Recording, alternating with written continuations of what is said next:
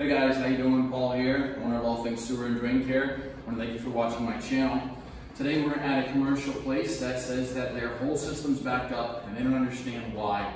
They have Big Dipper grease trap units, very, very nice systems. This is all up to code, this is all correct.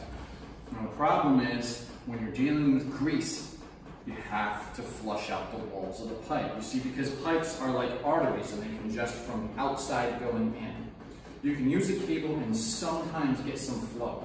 But once that grease adheres to the wall of the pipe, it just grows more and more. So a maintenance program is ideal.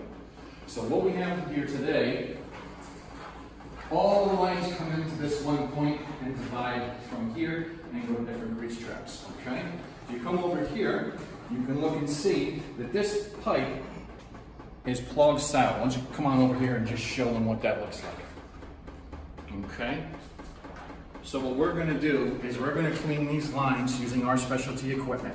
If you want to learn more about us, please look us up at our website. Thank you for watching. Have a great day.